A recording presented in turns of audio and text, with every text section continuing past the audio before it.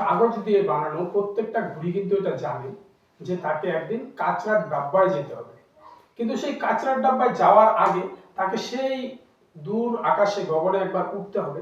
এই হচ্ছে সেই ঘুড়ির স্বপ্ন। তো আমাদের বাস্তব জীবনটা কি বন্ধু? সেই ঘুড়িই তো। প্রতিটা লোক জানি পৃথিবীতে আমরা আসিনি, আনা হয়েছে, এরপর আমরা চলে যাব, কিন্তু তার মাঝখানে এই ঘুড়ির স্বপ্নের মতো নীল আকাশে, মুক্ত আকাশে একবার ওড়া, এটা কি আমাদের লক্ষ্য হওয়া উচিত নয়? তো নমস্কার, আমি কবিরাজ ও নিউট্রিশনিস্ট, সঙ্গে আজকে আপনাদের এন্টারপ্রেনিয়র ভবতোষ মণ্ডল। আজকে আমি আপনাদের সামনে জীবনের সেই 5টা টপিককে তুলে দেব, যে টপিকের আগে কাগজের ঘুড়ি, শেষে কাঁচরার ডাব্বা, কিন্তু মাঝপথে আপনার জার্নি আকাশ ছোঁয়া। অসম্ভব। অসম্ভব বলতে এই শব্দটা বাস্তবে কোনো জায়গায়, কোনো ডিকশনারিতে কিন্তু সেভাবে নেই। এটা আপনার মনের মধ্যে বাস করছে। আপনি যে কোনো জিনিস, যে কোনো কাজ নিয়ে আপনি কাজটা না করে যখন কাজকে নিয়ে ভাববেন, আপনি যত ভাববেন তত আপনার জন্য, আপনার মনের মধ্যে বাস হয়ে যাবে এটা এটা অসম্ভব। আর এই অসম্ভব, ইম্পসিবল, এই ইম্পসিবলকে আই অ্যাম পসিবল করেছেন এমন 5জন ব্যক্তির নাম আজ আমি প্রথম দিন আপনাদের তুলে দিচ্ছি। কিরকম? বেটার দেন বেটার লাইফ জার্নিতে প্রথম এপিসোড 30 দিনে সেটা শেষ। আজকের থেকে এন্টারপ্রেনিউরে 7 দিন। সেই 7 দিনের প্রথম দিন আজ মাত্র 5জন যারা অসম্ভবকে জীবনে সম্ভব করেছেন। আর আপনি আর আমি কোনো ব্যাপার না, যদি শুধু সে রাস্তায় চলি। তো প্রথমেই আপনি যে জিনিসটার আলোতে আজকে আলোকিত হন, সেই আলোকে নিয়ে গল্প করব। আলো বলতে ইলেকট্রিক লাইট। এই ইলেকট্রিক লাইট, এক পাগল ছিল, বাড়িতে কিছু এই তারের মতন জিনিস নিয়ে, কিছু ওই লাইট জ্বলানোর মতো বাল্বের কিছু সরঞ্জাম, ছোট ছিল না, এখন তো অনেক ছোট, তখন ছোট ছিল না, এই ধরনের কিছু জিনিস নিয়ে খেলা করছে। আশপাশের লোকজন আসছে, এসে বলছে এটা কি কখনো সম্ভব, কি করবি, এগুলো কি পাগলামি হচ্ছে, আমি এমন কিছু আবিষ্কার করবো, ওই যে আকাশে দেখেন না লাইট জ্বলে, বিদ্যুৎ চমকায়, সেই বিদ্যুৎকে আমি আপনার ঘরের আলো হিসেবে পৌঁছে দেব। যখন এই কাজ শুরু করলো, আশপাশের প্রত্যেকে কিন্তু তাকে পাগল ছাড়া কিচ্ছু বলেনি। কিন্তু সে 10,000 বার চেষ্টা করেছে। 10,000 বার চেষ্টা করার পর তার একটা আলো উৎপন্ন হয়ে গেল। আলো বলতে লাইট, যে লাইটের আলোতে আমরা আজ আলোকিত। থমাস আলভা এডিসন, সন 1879, আমেরিকা যুক্তরাষ্ট্রের পাগলা। এই পাগলা যখন লাইট আবিষ্কার করলো, আবিষ্কার হওয়ার পর তার সামনে যখন ইন্টারভিউ করার জন্য এক মহিলা, যুক্তরাষ্ট্রের মহিলা, ইংলিশে তাদের কথাবার্তা। আচ্ছা আলফা স্যার, আপনি এই যে আলোটা তৈরি করেছেন, কি করে সম্ভব হয়েছে? আমি শুনেছি আপনি 10,000 বার ব্যর্থ হয়েছেন, এই ব্যর্থতার মাঝে আপনি নিজেকে কি করে সামলেছেন? থমাস আলভা এডিসনের খুব সুন্দর আর সহজ উত্তর, আমি ব্যর্থ হয়েছি, এই ব্যর্থতার গল্প এখানে আসলো কোত্থেকে? আমি তো কখনো ব্যর্থ হইনি। আমি 10,000 বার একে একে চেষ্টা করেছি। আমি 10,000 বার শুধু দেখেছি, হ্যাঁ এই যে এই রাস্তায় আমি চেষ্টা করলাম, হয়নি, তার মানে আমার জানা হয়ে গেল এই রাস্তায় হয় না, আমাকে রাস্তা বদলাতে হবে। আমি দ্বিতীয়বার নতুন রাস্তা ট্রাই করেছি, আমি তৃতীয়বার আবার নতুন রাস্তা ট্রাই করেছি। আমার উদ্দেশ্য বদলায়নি, আমার লক্ষ্য বদলায়নি, শুধু আমার কাজের জন্য যে ধরন, আমি যে রাস্তা ট্রাই করে দেখেছি বিফল, সেই রাস্তা আমি দ্বিতীয়বার যাইনি, আমি রাস্তাকে চেঞ্জ করেছি, কিন্তু আমার লক্ষ্যকে বদলাইনি। 10,000 বার চেষ্টা করার পর 10 থেকে 15, 20 কত বছর লেগেছে তার তো কোনো ঠিক ঠিকানা নেই, কিন্তু শেষে গিয়ে আজ লাইট আবিষ্কার হলো, আর সেই লাইট আজকে আমাদের আলো দিচ্ছে। ছিল অসম্ভব, কিন্তু সেটা হয়ে গেছে সম্ভব। কার দ্বারা? Thomas Alva Edison. সুতরাং ইম্পসিবল, আই অ্যাম পসিবল। মানুষ কখনো চাঁদে পৌঁছাতে পারবে না, মানুষের দ্বারা কখনো সম্ভব নয়। আমরা যে পৃথিবীতে থাকি সেই সুদূরে দেখা যায় ছোট্ট চাঁদ, সেখানে পৌঁছানো কোনোভাবেই সম্ভব নয়। আমি আর আপনি এরকম কোনো লোক বলেছেন বৈজ্ঞানিক, যিনি সবকিছু নিয়ে নাড়াচাড়া করে দেখে নিয়েছেন মানুষের দ্বারা কখনো চাঁদে পৌঁছানো সম্ভব নয়। সন 1955, ডক্টর লি দি ফরেস্ট বৈজ্ঞানিক, যে বৈজ্ঞানিকের উপরে সেই সময় আর কোনো বৈজ্ঞানিক ছিল না। তো এই গল্পটা শুনেনি কোনো এক পাগল। সে পাগল নিজে ওই বৈজ্ঞানিককে না জানিয়ে তার ঘরে বসে দিনের পর দিন চেষ্টা করে গেছে, কি করে চাঁদে পৌঁছানো যায় সেই নিয়ে প্রথমে ভেবেছে, তারপর ভাবনার সঙ্গে কাজ শুরু করে দিয়েছে। কে ছিল? Neil Armstrong. 20 জুলাই 1969 পৌঁছে গেলেন চাঁদে। কি দাদা এমন হয়েছে? নীল আর্মস্ট্রং এমন করেছে যে এ বউ আমাকে একটু চা দাও তো, আমি চট করে চাঁদ থেকে ঘুরে আসি চাটা খেয়ে। না, সম্ভব এটা ছিল না। বৈজ্ঞানিক যেখানে না করে দিয়েছে ইম্পসিবল, সম্ভব নয়, সেখানে এই পাগলা তার পাগলামিকে জারি রেখেছে। জারি রাখার পর দিনের পর দিন এই নিয়ে জার্নি করতে করতে করতে করতে একদিন সে ডেটটা অবশ্যই সামনে চলে এলো, 20 জুলাই 1969। তো বন্ধু, ইম্পসিবল কি ছিল না এই পৃথিবী থেকে চাঁদে পৌঁছানো? হাউ টু পসিবল, কোনোভাবেই সম্ভব নয়। কিন্তু এই অসম্ভব গল্প আই অ্যাম পসিবল করে দেখিয়ে দিল। আর আজকের বর্তমান জামানায় আপনার কাছে যদি টাকা থাকে, সেই চাঁদে গিয়ে আপনি হলিডে মানাতে পারছেন, কোনো ব্যাপার না, একটা কমন বিষয়, শুধু সেই পরিমাণ হিউজ টাকাটা আপনার কাছে থাকতে হবে। তো এটা কি ইম্পসিবল? হ্যাঁ, ছিল ইম্পসিবল, কিন্তু যখন পসিবল হলো তারপর দেখুন কত লোক চলে গেল চাঁদে। বিজ্ঞানী লর্ড কেলভিন পরিষ্কার বক্তব্য দিয়ে দিলেন, মানুষের কখনোই ওড়া সম্ভব নয়। যে জিনিস হাওয়ার থেকে ভারী হয় সে জিনিস কখনো হাওয়াতে উঠতে পারে না, বইতে পারে না, তার পরিষ্কার বক্তব্য। রাইট ব্রাদার সাইকেলের স্পেয়ার পার্ট, সাইকেলের কিছু অংশের যন্ত্রপাতি দিয়ে এমন জিনিস তৈরি করে দিল, সেই সাইকেলের যন্ত্রপাতির উপর চেপে মানুষ আকাশে উঠছে পাখির মতো। এটা কি সম্ভব? কখনো মানুষ আকাশে উঠতে পারে না, অসম্ভব, ইম্পসিবল। কিন্তু রাইট ব্রাদার্স ইম্পসিবলকে আই এম পসিবল করে দিল। আর আজকের দিনে সম্ভব সবে, আকাশে আপনি আর আমি সবাই উঠতে পারি, শুধু প্লেনে ওঠার টাকাটা জোগাড় করতে হচ্ছে। ব্রিটিশদের কোচ হ্যারি অ্যান্ড্রিউজ, যিনি খেলাধুলায় সবচেয়ে ফেভারিট একজন কোচ, যার কোচিং এর অভিজ্ঞতা অনেক, এই কোচিং এর অভিজ্ঞতা থেকে তিনি স্পষ্ট বার্তা দিয়ে দিলেন, 1 মাইলের যাত্রা 4 মিনিটের মধ্যে কোনো মানুষ পূরণ করতে পারে না, এটা সম্ভব নয়, অসম্ভব। যদি কোনো মানুষ এই কাজ করতে যায় যে 1 মাইলের যাত্রা 4 মিনিটে পূরণ করবে, তাহলে তার হার্টবিট এত পরিমাণ বেড়ে যাবে যে সে সঙ্গে সঙ্গে হার্ট ফেল করে মারা যাবে। তার পরিষ্কার বক্তব্য, তার টিভি, নিউজ, রেডিও যেখানে যেখানে দেওয়ার ছিল দিয়ে দিয়েছে। এখানে এক পাগল বের হয়ে আসলো। 1903 সালের গল্প দেওয়া, এই গল্প অসম্ভব। 1954 সালে রজার ব্যারিস্টার, সে যখন ট্র্যাকে দৌড়াচ্ছে, দৌড়ানো শেষে যখন কমপ্লিট হয়ে গেল, এবার মাইকে অ্যানাউন্স হচ্ছে কি, রজার ব্যারিস্টার কমপ্লিট করলো আজকের জার্নি, 1 মাইলের জার্নি, সময় লাগলো 3 মিনিট। এই 3 মিনিট যেই না মাইকে উচ্চারণ হয়েছে, সব লোক আনন্দে আত্মহারা। কি বলছে এটা? হাউ টু পসিবল, এটা কি সম্ভব? হ্যাঁ, একজন ব্রিটিশ কোচ যিনি পরিষ্কার বক্তব্য দিয়ে দিয়েছেন এটা সম্ভব নয়, মানুষের হার্ট ফেল করে মারা যাবে, সেখানে 3 মিনিট উচ্চারণ হওয়ার সঙ্গে সঙ্গে অডিটোরিয়াম, স্টেডিয়াম একদম আনন্দে উৎসাহের সঙ্গে সব লাফিয়ে উঠলো। সময় কত লাগলো? 3 minute 59 second 4 micro second. Roger barrister, 1954 সন। তো এই ঘটনার ঠিক 10 বছর পরে একটা স্কুলে যাওয়া বাচ্চা, স্কুলে যাওয়া ছাত্র, তারও এই রেকর্ডকে ভেঙে দিল মাত্র 10 বছরের মাঝখানে। জিম রেওয়াল 1964 সালে সে এই রজার ব্যারিস্টারের রেকর্ডকে ভাঙলো, 3 মিনিট 59 সেকেন্ডের মাঝখানে এই 1 মাইলের জার্নিকে পূরণ করলো। তো দেখুন, এখানে গল্প হচ্ছে যতক্ষণ পর্যন্ত অসম্ভব ছিল ততক্ষণ পর্যন্ত 50-60 বছর লেগে গেছে কোনো এক পাগলকে আগে রাস্তায় আসতে হয়েছে। এই পাগল রাস্তায় আসার পর পরের বার কিন্তু আর সময় নেয়নি, খুব অল্প সময় হয়ে গেছে, কেননা এর আগে কোনো এক পাগল পাগলামি করে ফেলেছে, আর দ্বিতীয়বার যে পাগল কাজ করেছে তার মাথায় ছিল একজন যখন করেছে আমার দ্বারা কেন সম্ভব হবে না।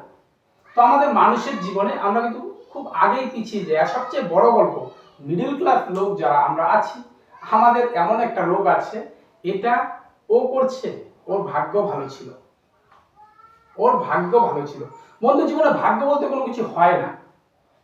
আজকের দিনে ভারতের প্রধানমন্ত্রী যিনি আছেন, আপনিও সেই প্রধানমন্ত্রী হতে পারেন। আপনাকে জাস্ট কি করতে হবে, প্রধানমন্ত্রীর ছোট থেকে বড় হওয়া পর্যন্ত যা কিছু করে গেছেন, আপনাকে সেম গল্প সেভাবে সেভাবে করে যেতে হবে। আপনি করে যান, নেক্সট প্রধানমন্ত্রী আপনি। আজকে একজন পুলিশ, একজন যাদের দেখতে পাচ্ছেন, সেই পুলিশ একদিনে হয়নি। আপনিও পুলিশ হতে পারেন যদি পুলিশ তার জীবনে কি কি করে গেছে সেই গল্পগুলোকে এক এক করে করে যান।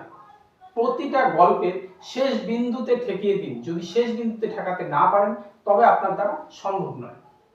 তো আজকের শেষ গল্পটা আপনাদের দিয়ে রাখছি।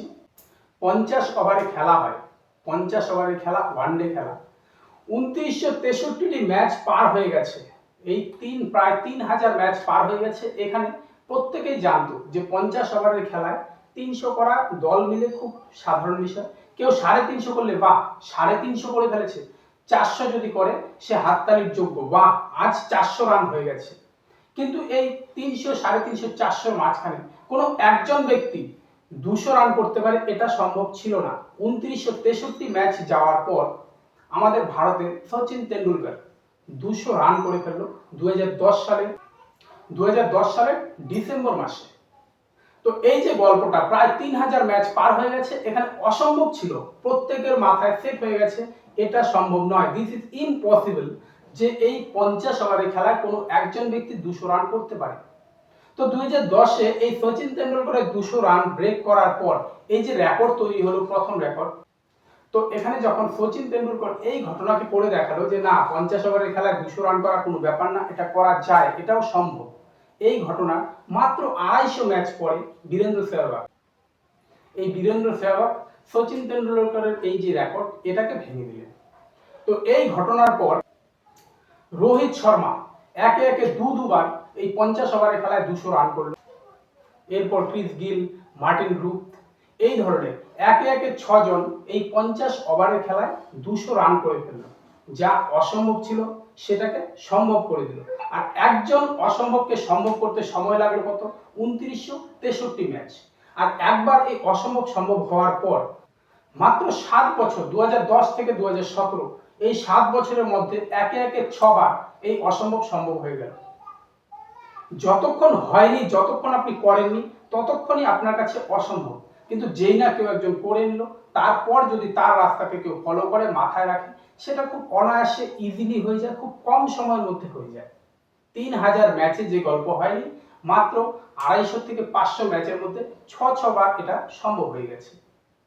তো বন্ধু, এইবার জীবনের গল্প তো পেলাম, হ্যাঁ সফলতার চূড়ায় যাওয়ার মতো হাজারো উদাহরণ আছে। তো আজকে প্রথম দিন এত উদাহরণই চাচ্ছি না, কিন্তু এই যে গল্পটা আছে যে অসম্ভবকে এরা সম্ভব করলো, কি করে করলো, তো এখানে এর একটু গভীরে যাওয়া যাক আজ। সচিন তেন্ডুলকর হাইটে খুব খাটো, আমার আর আপনার চেয়ে খাটোই হবে পারলে, এরকম একটা কন্ডিশন। তো এই সচিন তেন্ডুলকর ক্রিকেটের মাঠে নামলো, বয়স মাত্র 16 বছর। এক মাঠে খেলা হচ্ছে, প্রথম 4 কি 5 উইকেট চলে গেছে, এরপর সচিন তেন্ডুলকরের এন্ট্রি। উল্টা দিকে আছে পাকিস্তানের বল্লেবাজ, যাদের বলের স্পিড 200 থেকে 250। এই 200 থেকে 250 স্পিডের বল, মানে যে কোনো রাস্তা দিয়ে যখন গাড়ি যায়, 200 স্পিডে যাওয়া গাড়ি আপনি দেখার আগে গাড়ি বেরিয়ে যায়। তো সেরকমই পাকিস্তানের বল, শুধু তারা যে বল করে এটাই না, বলের সঙ্গে এমন কিছু গালি দেয়, আপনার মা বোন তুলে গালি দেবে, এটা ওদের প্র্যাকটিসে আছে, অভ্যাসে আছে। ওদের সামনে গিয়ে যে দাঁড়াবেন, সেই দাঁড়ানোর শক্তি ক্ষমতা অনেক সময় ভালো লোকের কাছে থাকে না। তো এখানে একজন ছোট্ট দেখতে খাটো ছেলে, মাত্র 16 বছর বয়স, ব্যাটিং করতে নেমেছে। উল্টা পাশ থেকে তাকে সবাই বলে দিচ্ছে, দেখ কোন রকম খালি টিকে যা, কোন রকম টেকার পর এর ওভারগুলো পার হয়ে যাওয়ার পর তুই ভালো করে খেলতে পারবি। তো এখানে সে ভয়ে ভয়ে ভয়ে ভয়ে হ্যাঁ ঠিক আছে ব্যাট করতে নেমেছে। তো এই পাশ থেকে 200 স্পিডে আসলো বল, প্রথম বল আসলো, প্রথম বল ও দেখার আগেই হুশ করে মাথার উপর দিয়ে বের হয়ে গেল। তো এখানে গল্প হচ্ছে, বাস নিজের মনে ভয় চলে আসলো, এত স্পিডের বল, তবুও খেলতে নেমেছে, খেলতে তো হবেই। দ্বিতীয়বার আবার ব্যাট করছে, ওপাশ থেকে বল আসলো 200 থেকে 250 স্পিড, বল এসে ডাইরেক্ট বুম করে লাগলো তার নাকে। তো সেই গ্লাভসের উপর থেকে যখন নাকে মুখে বল লাগলো, নাক মুখ দিয়ে গল গল করে রক্ত পড়ছে, তখন সঙ্গে সঙ্গে মাঠে চলে আসলো ফিজিওথেরাপিস্ট যারা ছিল। তখন এই ফিজিওথেরাপিস্টের কাছে কি ছিল? শুধুমাত্র ব্যথার ট্যাবলেট আর বরফ। এই বরফ পট্টি করে ব্যথার ট্যাবলেটটাকে দিল, দেওয়ার পর তাকে স্ট্রেচারে শোয়ানো হচ্ছে, কেননা 16 বছরের একটা বাচ্চা যার এত স্পিডের বল লাগছে, নাক মুখ দিয়ে গল গল করে রক্ত পড়ছে, তাকে হসপিটালে অ্যাডমিট করতে হবে। এই 16 বছরের বাচ্চা সেই মুহূর্তে সেই স্ট্রেচারে যখন ওকে লোকে উঠাচ্ছে, তখন তার একটু হোশ আসলো। আসার পর কি স্ট্রেচার থেকে উল্টা পাশের প্লেয়ারকে বলছে, আমি হসপিটালে না, আমি এখানে খেলবো এখন। শুধু একটাই কথা তখন বললো, আমি হসপিটালে এখন যাব না, আমি খেলবো, আমাকে খেলতে হবে। তো এই যে গল্প, খেলতে হবে, এরপর তাকে সবাই মিলে বুঝালো, না তুমি চলে যাও, একটু রেস্ট করো, এদের স্পিডের বল গেলে তারপর তুমি আসবে। না আমি খেলবো। শুধু একটা কথা, আজকের দিনে আমরা সচিন তেন্ডুলকর এভাবে চিনছি, কিরকম? এরপরে ফিল্ডে নামলো, নাক মুখ দিয়ে রক্ত গেছে, নাক মুখ দিয়ে রক্ত যাওয়ার পর মনের ভিতরে আছে ভয়, এবার ব্যাট করছে, উল্টা পাশ থেকে বল আসলো, দে চার। এর পরের গল্প কি আছে, আবার উল্টা পাশ থেকে বল আসলো, দে ছক্কা। দুটো বলে 4-6, 4-6 মারার পর উল্টা পাশ থেকে যে পাকিস্তানি প্লেয়ার তাকে বল করছে, সে যে গালি বলের সঙ্গে গালিকে ফ্রিতে দিয়ে দিচ্ছে, তার চোখের দিকে তাকিয়ে বলছে, আয় আয় এবার ফিল্ডে আয়, আমি আছি তোর জন্য, আয়।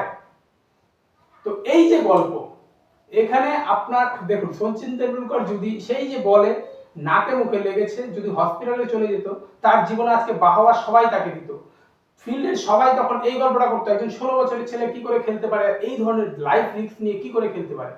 কিন্তু সচিন তেন্ডুলকরের মাথায় তখন একটা জিনিস ছিল না যে আমার এই জীবনকে বাঁচাতে হবে, তার একটাই উদ্দেশ্য ছিল আমার দলকে টিকাতে হবে, সঙ্গে আমাকে কিছু করতে হবে। সে তার এই দেহটাকে দেখেনি, তার মনের ভিতরে যে জোর ছিল সেই জোর দিয়ে খেলেছে। এই যে একটা দিনের একটা ঘটনা, এইরকম ঘটনা যদি আপনার জীবনে কখনো ঘটে, তাহলেই আপনি সফল হতে পারবেন, বাস্তব জীবনকে ছুঁতে পারবেন। যদি আপনার জীবনে এরকম কোনো ঘটনা না ঘটে, তাহলে আপনি আর আমি আজকে যেখানে আছি সেখানেই থাকবো। কেননা জীবন সবসময় আপনাকে ডাউনে রাখবে, জীবনের ধর্মই এটা, সবসময় জল যেমন নিচের দিকে বয়ে চলে, আপনার জীবনও এই সেম ভাবে নিচের দিকেই বয়ে চলবে। এখান থেকে আপনি উঠে দাঁড়াবেন কি করে সেটা আপনার কাছে। তো উঠে দাঁড়ানোর টোটাল রাস্তা আপনার হাতে। আপনি যদি এই যে বল লেগেছে, ইস, আজকের দিনে যেটা লোকের বাহানা, কিছু একটা করতে পারেনি, কেন পারেনি, এইটা বাহানা ছিল, ওটা বাহানা ছিল, এই সেই এই বাহানার গল্পকে ছেড়ে যদি আপনি বাস্তবের কাজকে করতে পারেন, শুধু কাজটাকে করে যান, ব্যাস। কিন্তু আমরা কাজ করব না, আমরা শুধু লোকের কাছে চাই কি হামদর্দি, আমরা লোকের কাছে চাই কি, ইস আমার পিঠটা থাপড়ে দিয়ে বলুক, ইস তুই ভালো আছিস, ভালো করেছিস, এই সেই, এই বাহবা, এই বাহবা আপনার জীবন চলবে না। যদি জীবনকে চালাতে হয়, সেরকম এই বল লাগার পরেও আপনাকে উঠে খেলতে হবে, ফিল্ডে কিছু করে দেখাতে হবে। যদি জীবনে কিছু করে দেখানোর চিন্তা ভাবনা থাকে, আমার সঙ্গে যোগাযোগ করুন, আমি আছি আপনাদের পাশে, আমি আছি আপনাদের পাশে। তো আজকের গল্পের শেষ পর্যায়ে গিয়ে আমি কি করছি, কেন করছি, কিভাবে করছি। তো বন্ধুরা, জীবন আমারও যে খুব সহজ ছিল সেটা না, আর প্রতিটা লোকের জীবন যে সহজ হয় এটা কখনো ভাববেন না। আপনি দূর থেকে যাকে দেখছেন, এ লোকটা আজ ভালো আছে, এ লোকটা আজ খুব সুখে আছে, সে লোকটার জীবনটাকে একবার তাকিয়ে দেখবেন ভালো করে। আপনি যখন গরিব আছেন, আপনার সমস্যাগুলো গরিবের, আপনি যখন বড়লোক হবেন, আপনার সমস্যাগুলো আসবে বড়লোকের। আপনি 800 টাকার হাজিরা কাজ করেন, আপনার কিস্তি আসবে 200 টাকা। কেউ একজন 800 কোটি টাকার মালিক, 800 কোটি টাকার বিল্ডের উপর দাঁড়িয়ে কর্মসংস্থান চালাচ্ছে, তার কিস্তি কত আছে জানেন? তার আপনার যে হাইট আছে তার থেকে অনেক হাইট উপরে, সে হাইটের যদি একটু টাচ আপনি পান, আপনার জীবন শেষ, ছিনিমিনি হয়ে যাবে। একই রোডের মধ্যে সাইকেল চলে, একই রোডের মধ্যে বিএমডব্লিউ চলে। এবার যে সাইকেল চালায় তাকে যদি বিএমডব্লিউটা দিয়েও দেওয়া হয়, এই নাও তুমি বিএমডব্লিউটা চালাও, তার তেল খরচ জোগাড় করা সম্ভব হবে না। তো এখানে মানুষই সাইকেল চালায়, মানুষই কি করে বিএমডব্লিউ চালায়, কিন্তু মাঝখানে একই রাস্তায় দুজন আছে, দুজনের পরিস্থিতি ভিন্ন কেন? উপরওয়ালা কি এক যে বিএমডব্লিউ চালায় তার জন্য 36 ঘন্টার দিন, আর যে সাইকেল চালায় তার জন্য 8 ঘন্টার দিন এমন করেছে? না, এমন করেনি। উপরওয়ালা কি এমন করেছে যে বিএমডব্লিউ চালায় তার চোখ দিয়েছে 4টা, আর যে সাইকেল চালায় তার চোখ দিয়েছে একটা, যে একটা চোখে সে কম দেখতে পারে আর সে 4টা চোখে অনেক বেশি দেখতে পারে? না। উপরওয়ালা আমাদের এই পৃথিবীতে পাঠানোর সময় ওই আম্বানি, আদানি, বিড়লা, টাটা আর আপনি একজন সাধারণ গরিব মানুষ, দুজনের মাঝখানে উপরওয়ালার দেওয়া কোনো কিছুতে কোনো কমতি ছিল না। যে কমতি আছে সেটা আজকের দিনে আমাদের চিন্তা ভাবনায় কমতি। ক্লিয়ার হলো না? একই আলো, একই বাতাস, একই খাদ্যে আমরা বড় হচ্ছি, একই সময় লেগেছে পৃথিবীতে আসতে প্রত্যেকের। কারোর জন্য কিন্তু এমন হয়নি যে সে ধনীর বাচ্চা 2 মাসে চলে এসেছে, আবার সে গরিবের বাচ্চা তার আসতে 14 মাস লেগে গেছে, এমনটা এই পৃথিবীতে হয়নি। উপরওয়ালা দেওয়া প্রত্যেকের জন্য মাতৃগর্ভে সমান সময় ছিল। কিন্তু আমাদের ভাবনা আর মেন্টালিটি, এই মেন্টালিটিটাকে আজকের দিনে প্রথম পরিষ্কার করে দিচ্ছি। 12 বছরের কবিরাজি ব্যবসা, 12 বছরের কবিরাজি ব্যবসার মানে হচ্ছে মানুষের রোগকে ভালো করব।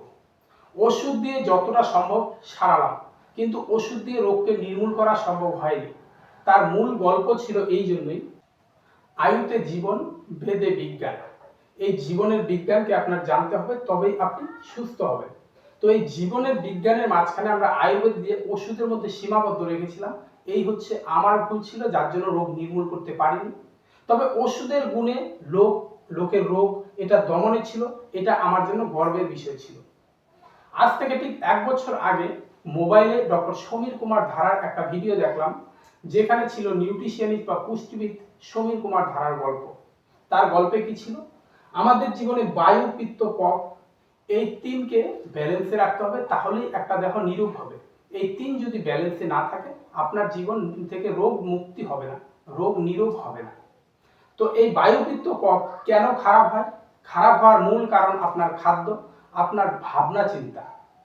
এই খাদ্য, ভাবনা চিন্তার সঙ্গে আপনার ফিজিক্যাল অ্যাক্টিভিটি, এই তিনের মাঝখানে যখনই সমস্যা থাকে, তখনই আপনার এই দেহে রোগগুলো বাসা বাঁধে। তো এই তিনের মাঝখানে যখন এই গল্পটাকে শুনলাম যে বায়ু, পিত্ত, কফকে ব্যালেন্সে রাখতে হবে, তাহলে শরীর নিরোগ হবে, আর আপনার ফিজিক্যাল অ্যাক্টিভিটি, মেন্টাল হেলথ সঙ্গে আপনার খাদ্য, এই তিন হচ্ছে রোগের মূল। এই গল্প শোনা মাত্র আমার মাথায় চলে আসলো, হ্যাঁ, আমার কবিরাজি বইতে তো এই গল্পই ছিল, অন্য আলাদা কোনো গল্প তো ছিল না। কবিরাজি বইতে কি লেখা ছিল, রোগহীন দেহ মানুষের কাম্য, চিকিৎসা হয় 3টা রাস্তায়, আসরিক, মানবীয়, দৈবিক। এই 3টা রাস্তার মাঝখানে অষ্টাঙ্গ পদ্ধতিতে চিকিৎসা হয়, যার জন্য আয়ুর্বেদকে বলা হয় অষ্টাঙ্গ আয়ুর্বেদ। শল্য, শালক্য, কায় চিকিৎসা, ভূতবিদ্যা, কৌমারতন্ত্র, অগতন্ত্র, রসায়নতন্ত্র, বাজিকরণ। এই অষ্টাঙ্গ আয়ুর্বেদ পদ্ধতি আপনার শরীরে তখনই কাজে লাগবে যখন আপনার শরীরে বায়ু, পিত্ত, কফ খারাপ হবে। বায়ু, পিত্ত, কফ কেন খারাপ হয়? আপনার ভুল খাদ্যাভ্যাসের জন্য। তো এখানে দাঁড়িয়ে কবিরাজের সঙ্গে নিউট্রিশনিস্ট ডক্টর সমীর কুমার ধারা, যিনি আজকের দিনে ভারতবর্ষের ভগবান হিসেবে আছেন, একরকম মানুষের রোগকে নির্মূল করছেন, তার গল্পকে যখন মিলালাম, তখন আমার পরিষ্কার হয়ে গেল, হ্যাঁ, এই তো ছিল আমার ভুল। দেখুন, অনেক সময় এমনটা হয় যে আপনার ঘাড়ে গামছা রেখে আপনি সারা বাড়ি খুঁজে বেড়াচ্ছেন, গামছা কোথায়, গামছা কোথায়, গামছা কোথায়। তো আমার ক্ষেত্রেও সেই একই গল্প। আমি কবিরাজি বইতে তো পড়েছি, কিন্তু বাস্তবে আমি কখনো মিলিয়ে দেখতে পারিনি। আর যেই না মিলিয়ে দেখলাম, তারপর থেকে বিগত 1 বছর ধরে যাদের যে ট্রিটমেন্টটি করছি না কেন, প্রত্যেকটা রোগকে নির্মূল করার রাস্তা তাকে দেখিয়ে দিতে পারছি। হ্যাঁ, এখানে কি প্রত্যেকের রোগ নির্মূল হচ্ছে? না, প্রত্যেকের রোগ নির্মূল হচ্ছে না। কেন হচ্ছে না? যারা আমার দেওয়া রাস্তায় চলছে, যারা মানছে প্রকৃতির নিয়মকে, তাদের জন্য রোগ নির্মূল করা সম্ভব হয়ে গেছে। কিন্তু যারা বুদ্ধি লাগাচ্ছে না, শুধুমাত্র খাদ্য কি করে আমাকে সুস্থ করতে পারে, আমি তো ভালো ভালো প্রোটিন নিচ্ছি, আমি তো ভালো ভালো খাদ্য খাচ্ছি বাজার থেকে রান্না করে, এত সুন্দর করে মাছ, মাংস, বিরিয়ানি প্রতিদিনই রাখছি, আমার তো শরীরে কোনো ঘাটতি আসার কথা না। দাদা দেখুন, আজকের দিনে যত প্রেশারের রোগী আছে, যত সুগার, কোলেস্টেরল, যত থাইরয়েডের রোগী আছে, প্রত্যেকের জীবনযাপনকে একবার ভালো করে অবজারভেশন করে দেখুন। আপনার জীবনে 3টা জিনিসেরই ঘাটতি থাকে। 1, আপনার জীবনে ভুল খাদ্যাভ্যাস। 2, আপনার ফিজিক্যাল অ্যাক্টিভিটি কমে গেছে। 3, আপনার মেন্টাল হেলথ সব সময় একটা স্ট্রেসের মাঝখান দিয়ে যাচ্ছে। যাদের এই 3টা পরিস্থিতি আছে, তাদের মাঝখানে প্রেশার, সুগার, থাইরয়েড, কোলেস্টেরল আছে। তো এই রোগকে নির্মূল করার জন্য যে গল্প, সেই গল্পের জন্য আমার হোয়াটসঅ্যাপ নাম্বার, স্ক্রিনে দেওয়া নাম্বার আছে। যে কোনো রোগকে নির্মূল করতে হলে আমার সঙ্গে যোগাযোগ করতে পারেন। আর এন্টারপ্রেনিউরের যাত্রায় আপনাকে কি দিব আজ, একটা সাধারণ লোক 500 টাকা হাজিরা কাজ করে, সকালে ওঠে, কাজে যায়, সারাদিন কাজে গিয়ে সে নিজের দেহটাকে ভুলে যায়। দুপুরে 2টোর সময় তার প্রচন্ড খিদে পেয়েছে, কিন্তু হাতের কাজ শেষ করে খেতে খেতে 4টা। দুপুরবেলায় কাজে গেছে, টাকা ইনকাম করবে, সংসার চালাবে, সেখানে গিয়ে দুপুরবেলায় যখন আপনার ভাত বা ফলমূল বা বিভিন্ন ধরনের ভারী খাবারের গল্প, তখন আপনি কি করছেন, চা বিস্কিট দিয়ে দিনকে কাটিয়ে দিচ্ছেন। এখান থেকে আপনার দেহে রোগ আসছে। আপনি যা ইনকাম করে আসছেন তা দিতে হচ্ছে ডাক্তারের কাছে। আপনি সারা জীবন জড়ো করেছেন, একবারে দিতে হচ্ছে ডাক্তারের কাছে, ডাক্তারের হাতে তুলে। বড় গল্প আমরা অনেক সময় বড় ডাক্তারের কাছে যাচ্ছি না, এত খরচ করছি না, করবো কোত্থেকে? সারাদিনে কামাই তো করি 500 টাকা। এই 500 টাকা সংসারে তেল লবণ আনতে শেষ, আমার হাতে কিছু বাঁচেইনি, আমি কি করে ডাক্তারকে দেব? তো এখান থেকে মাত্র 1 বছর যদি আমায় কেউ দিতে পারেন, আপনার জীবনকে কোথায় নিয়ে যাব? যে লোকটা 500 টাকার কাজ করছেন, তার মাসে 25 দিন সে কাজ করতে পারেন, 30 দিনে 30 দিন পারবেন না, তার শরীর সঙ্গ দেয় না। তো সেখানে দাঁড়িয়ে আপনি 12,500 টাকার বর্তমান বাজারে মাসে কাজ করছেন। আপনি হাইয়েস্টলি 30 বছর কাজ করতে পারবেন, এর বেশি কোনোভাবেই এই জগতে সম্ভব নয় আপনার দ্বারা কাজ করা। তো এবার তো দিনে 500, মাসে 12,500, এটাকে বছরে নিয়ে গেলে 1,50,000 টাকা। এবার আপনি 30 বছরের বেশি কাজ করতে পারবেন না, 30 বছরে 45 লক্ষ টাকা কাজ আপনি করতে পারেন। তো একটা লোক সারা জীবনে 45 লক্ষ টাকা কামাই করতে পারে, এই গল্পটাকে সে কোনোদিন দেখেনি। যেদিন খাতায় কলমে দেখবে সেদিন বুঝতে পারবে যে মানুষ জীবনে কত কি করতে পারে। কিন্তু বন্ধু, একটা গল্প আছে, এই যে 45 লক্ষ টাকা আপনি কামালেন আপনার সারা জীবনে, এখান থেকে একটি টাকাও কিন্তু আপনি বাঁচিয়ে রাখতে পারবেন না, কারণ আপনার প্রতিদিনের খরচায় এ টাকার সম্পূর্ণ শেষ হয়ে যাবে, উল্টে আপনার মাঝে ঋণ থাকবে। তো আমি যে নিউট্রিশনের কোর্স করেছি 1 বছরের কোর্স, এই 1 বছরের কোর্সের জন্য প্রথম আমাকে দিতে হয়েছে 20,000 টাকা মূলধন, যেটা দিয়ে আমাকে কোর্সের সার্টিফিকেট পর্যন্ত ইনভেস্ট করতে হয়েছে। এই 20,000 টাকা ইনভেস্টের সঙ্গে প্রতি সপ্তাহে 2 দিন অনলাইনে আমাকে 2 ঘন্টা ইনভেস্ট করতে হয়েছে। প্রতি মঙ্গলবার আর বৃহস্পতিবার দুপুর 3টে থেকে 4টা এই 1 ঘন্টা করে অনলাইনে ইনভেস্ট করতে হয়েছে। তো সপ্তাহে 2 দিন 2 ঘন্টা, এটা মাসে 8 ঘন্টা, 9 মাস আমার ক্লাসটা হয়েছে, 9 মাসে 72 ঘন্টা। এই 72 ঘন্টায় আমি যা জেনেছি জীবনে, মাথার চুল থেকে পায়ের তলা পর্যন্ত আমাদের মাত্র কয়েকটা অর্গান আছে। এই কয়েকটা অর্গান কি করে ভালো হয়, কি খাদ্য দিয়ে ভালো থাকে, আর এইগুলো খারাপ হয় কি করে, এইটুকু বেসিক গল্প আমি জেনেছি। তার সঙ্গে 3 মাসের কোর্স, এই যে আপনার সঙ্গে আমি সরাসরি কথা বলছি, এই কথা বলার সিস্টেমটাকে শেখানোর জন্য 3 মাস আমার পিছনে এই Fiona academy and lamina research centre লেগেছিল, অনলাইনে লেগেছিল, সামনে না। তো এখানে দাঁড়িয়ে আজকে আমার নিউট্রিশনিস্টের কোর্স কমপ্লিট হয়ে গেছে। বর্তমানে আমি অনলাইন অফলাইন সব লাইনেই রুগী দেখছি। প্রতিটা রুগীর থেকে ভিজিট নিচ্ছি 500 টাকা। কি ভিজিট? শুধুমাত্র আপনাকে দেবো আমি খাদ্যের জ্ঞান। এই খাদ্যের জ্ঞানকে যদি আপনি মেনে চলেন, 3 মাসের মধ্যে আপনার যে কোনো রোগ সেরে যাবে। সারাদিনে এখন পর্যন্ত আমার হাইয়েস্ট রুগী দেখা হয়েছে একদিনে 11টা, আর এই পর্যন্ত 4 জনের নিচে আমি রুগী পাইনি সারাদিনে। অনলাইন অফলাইন মিলিয়ে 4 থেকে 11 জন। এটাকে যদি আমি অ্যাভারেজ করে নিচ্ছি, 5 জন করে ধরছি দিনে, দিন যদি 5 জন হয়, আমি 30 দিনে 30 দিন কাজ করতে পারছি, কেননা আমার শরীর আছে সুস্থ। আর 30 দিনে 30 দিন কাজ করলে মাসে 90,000 টাকা এখন আমার বর্তমানে আসছে। তো মাসে 90,000 যদি আসে, এটাকে বছর করুন, 10,80,000 টাকা। তো এখানে একটা লোক সারা জীবনে যা কামাই করছে, আমার আগামী 1 বছর, এই 1 বছরের মধ্যে 10,80,000 তার বরাবর হয়ে যাবে। এরপর আমার এই দেহ নিরোগ আছে, তার মানে আমার পরিবার সম্পূর্ণ সুস্থ আছে। পরিবার যখন সুস্থ থাকবে, ডাক্তারকে কোনো খরচা আপনার দিতে হচ্ছে না। আমাদের এই লাইনে আপনি এটুকুই সুবিধা পাবেন, এর থেকে বেশি ডিটেলসে আমি এরপর আপনাদের বুঝিয়ে দেব। যদি আপনারা বুঝতে চান, আমার সরাসরি স্ক্রিনে দেওয়া নাম্বারে আমার সঙ্গে যোগাযোগ করুন। আপনার জীবন বদলাবে, আপনার পরিবারের জীবন বদলাবে, এইটুকু কথা আজকের এই ছোট্ট ভিডিওতে আমি দিয়ে রাখছি। তো সেই সঙ্গে বেটার দেন বেটার লাইফ জার্নিতে আমি নিউট্রিশনিস্ট, কবিরাজ অ্যান্ড এন্টারপ্রেনিউর ভবতোষ মণ্ডল আপনাদের সঙ্গে আছি।